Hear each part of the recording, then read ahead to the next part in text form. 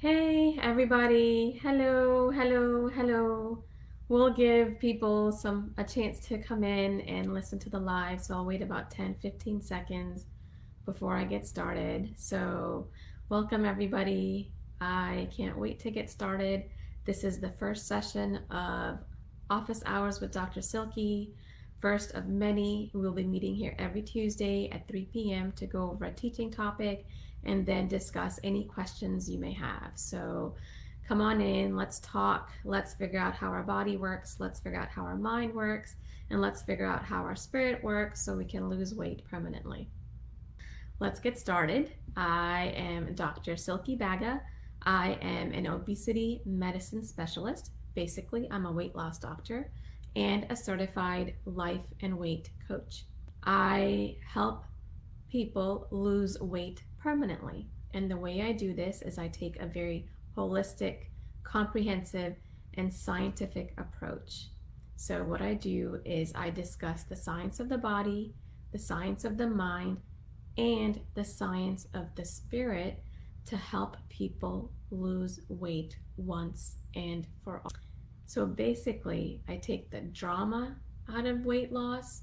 So all the anxiety, the worry, the fears, the blame, the guilt, the shame that we have over our inability to lose weight, I help you take it all away and just focus on the science.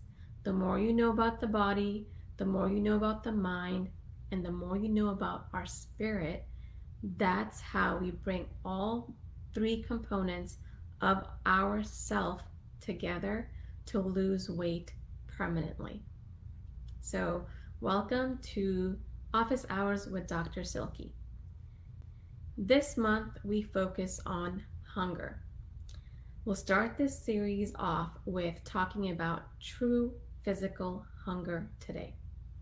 The next week we'll talk about emotional and mental hunger.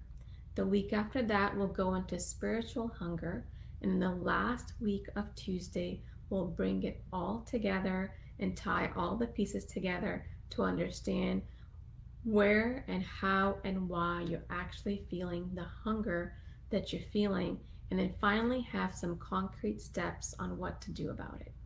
So, before we get started though, I do want to tell you that I am a doctor, but I'm not your doctor, and I'm not establishing a patient-doctor relationship here. I also want to apologize for not having any slides or a flip chart. I just could not get the tech together. In fact, I'm supposed to be on Zoom. I'm supposed to be on Zoom streaming live on Facebook, but I couldn't figure it out. So I'm on Facebook, and hopefully you can hear and watch me live as I talk about hunger.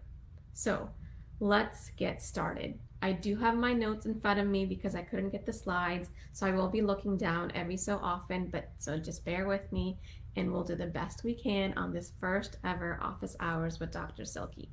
So this is what I want you to know about hunger. So there's three things that I want you to know. Number one, that physical hunger is hormonal. Physical hunger is hormonal and it's activated and controlled by a hormone called ghrelin. Ghrelin is the hunger hormone. Now, number two, there's some interesting facts about ghrelin. So ghrelin is cyclical. What that means is that it comes in waves. So it peaks and it ebbs. It peaks and it ebbs. So ghrelin comes in waves, so our hunger comes in waves. So ghrelin will only peak a couple times during the day. So ghrelin peaks only a couple times during the 24-hour period. And for most of us, it does not peak at breakfast at all. It usually peaks around lunchtime and dinner time. So what does that mean? So if you are eating breakfast, it's not actually because of true hunger. And if you're eating multiple snacks during the day, that's also not because of true physical hunger. The third thing I want you to know about physical hunger is that our body has various satiety signals. in our stomach and our gut. These are signals that send to our brain that we are full. These satiety signals are activated by protein and fat. Yep, they're activated by protein and fat. So what does that mean? When you keep eating a bag of chips and keep eating and keep eating and keep eating, it's because your body, your stomach, and your gut is not getting the signal that you are full. And so you keep on eating, you keep overeating, and you keep gaining weight. Same thing with pasta. Haven't you ever wondered why an hour or two after eating a pasta dinner you are hungry again? That's why, because your satiety signals did not get the message, and so your brain didn't get the message, and so you keep on eating. So those were 3 things that I wanted you to know about true physical hunger. First, that it's controlled by a hormone, and the hormone is called ghrelin. Ghrelin comes in peaks and ebbs. It peaks only a couple times during the day. So our need to eat food is only a couple times during the day, and that's it. So if you happen to be eating more than that during a 24-hour period, guess what? You are overeating, like the most of us are, like the rest of us, which is why obesity is an epidemic. So now that you know a little bit about true physical hunger, what's next? Well, so clearly, if we're eating snacks, if we're having breakfast, if we're eating a lot of sugars and processed foods that are creating no satiety signal in our body, then we are overeating. So what do we do about this overeating? You basically have to allow hunger to be there. Yep, let hunger be there. Because if you are rushing for food, if you are restless for food, if you are so hungry you're going to die, it's probably because of mental, emotional, or spiritual hunger and nothing to do with true physical hunger. So you're not going to die. Aliens are not going to come down and zap you back into their planet. You're just going to be uncomfortable. And we're going to have to ride that uncomfortable out. It's like going to work and showing up and finding out that there's a new software update or a change in software. You have no choice but to get used to it. You learn a few tricks, you take it slowly, you have people help you, support you, tell you what to do next, how to do it, and slowly you learn how to use the new software. And that's basically what we're going to have to do with hunger. You allow it to be there. You have no choice. You figure out how it works. You figure out how to let it be there. Experience the discomfort. And slowly you'll become in tune with your true physical signals and hormones so that you stop overeating. So I want to give you 3 practical tips on how to allow hunger to be there. First and foremost is to stop eating snacks. Just have 3 meals a day, 3 distinct times of the day that you eat. That's it.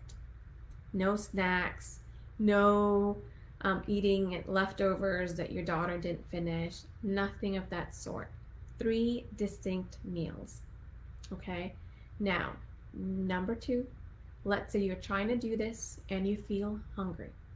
What I want you to do is get a glass of water, drink that water, and put a timer on for 30 minutes. And as I said, hunger comes in waves. So you're going to ride this wave out. You're going to wait, and soon you'll see that that urge to eat, that hunger, I can't stop thinking about food, I need to eat, that hunger will actually dissipate. And so you basically wait for the next wave to hit, and then you eat. So tip number 2 is to drink water when you're feeling hungry. Let the hunger be there. turn the timer on for 30 minutes and just ride the wave out. Okay? And number 3, I want you to cut down on sugars and flours and processed and packaged food. Okay? These should be treated like a treat, like once in a while. The more you eat them every single day, the more you're going to be out of tune and out of whack from your satiety signals and your hormones. So the best way to get in tune is to get the things that are whacking up your system out of your system. So cut down on sugar and cut down on sugar, flours, packaged and processed foods. And lastly, once you've cut down the snacks, once you've cut down the processed and packaged foods, I want you to try and delay breakfast as much as you can.